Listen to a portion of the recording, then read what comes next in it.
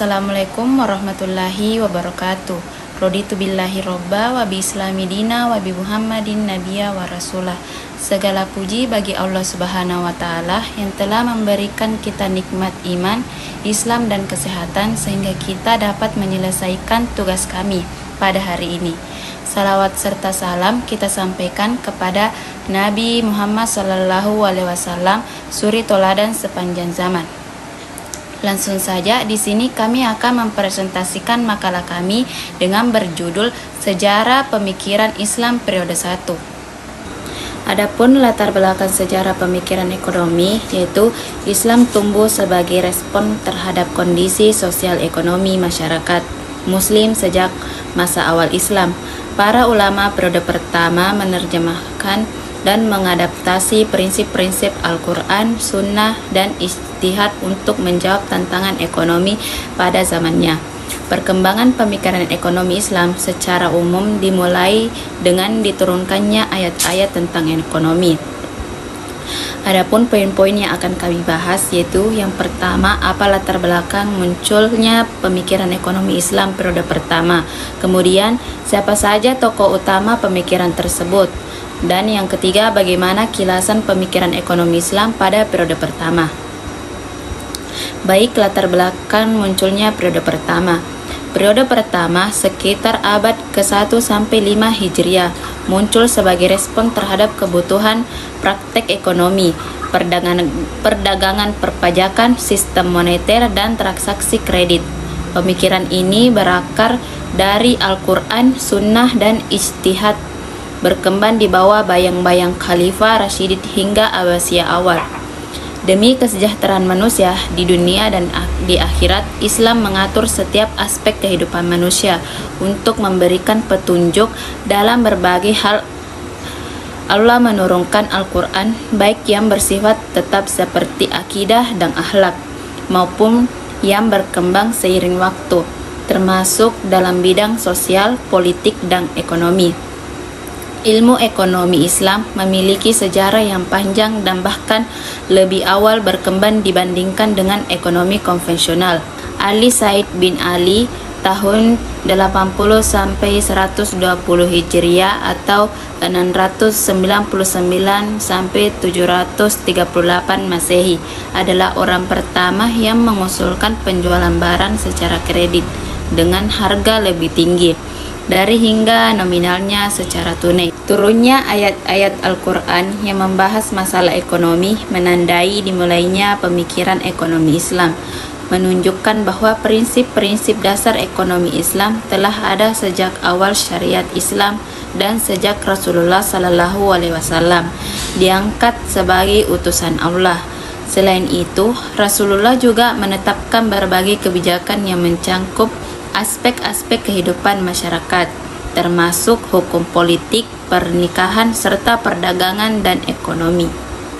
Tokoh pemikir ekonomi Islam pada periode pertama. Berikut beberapa tokoh pemikir ekonom. Tokoh yang pertama, Said bin Ali Said, merupakan ahli fikih terkenal yang berasal dari Madinah dan cucu Imam Husain dan cicit dari Ali bin Abi Thalib. Said bin Ali juga merupakan guru dari ulama besar, yaitu Imam Abu Hanifah. Said bin Ali membolehkan jual beli secara kredit dengan jumlah harga yang lebih besar daripada membeli secara tunai. Tokoh yang kedua, Abu Hanifah, lahir di Kufah pada tahun 699 Masehi.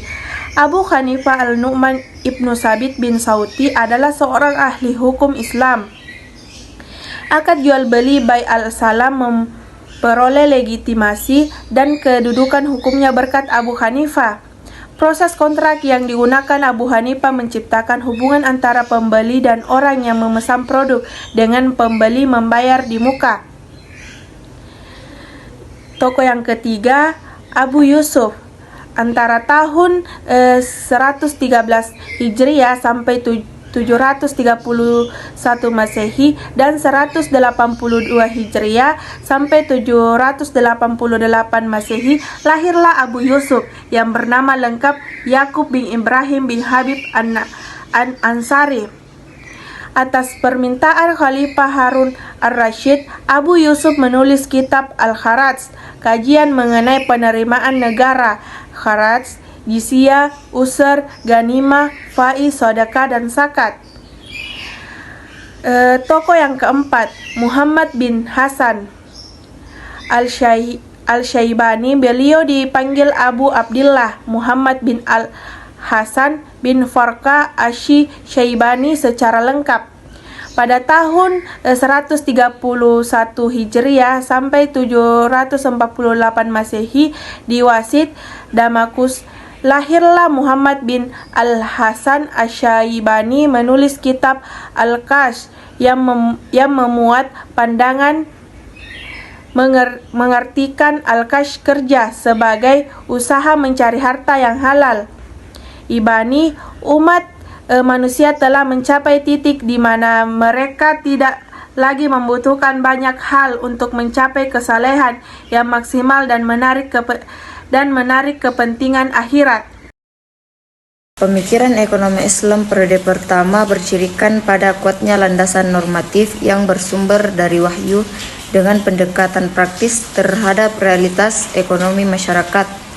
Nilai-nilai seperti keadilan, kejujuran, keterbukaan, dan kerelaan menjadi fondasi utama dalam merumuskan hukum-hukum ekonomi.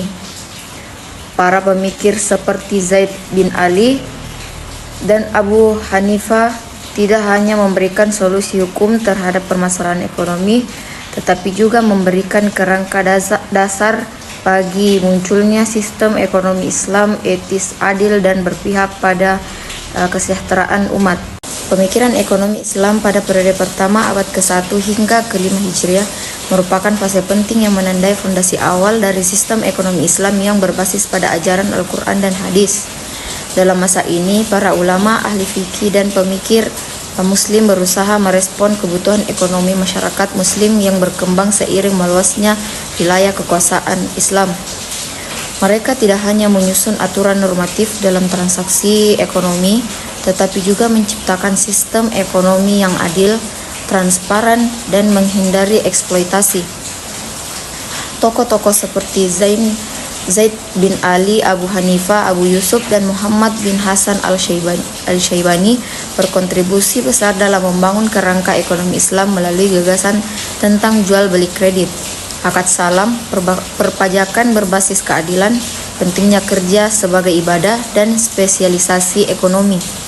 Pemikiran mereka bersifat normatif teologis, tetapi juga praktis dan kontekstual, menekankan pentingnya keadilan, kejujuran, dan keseimbangan dalam distribusi ekonomi.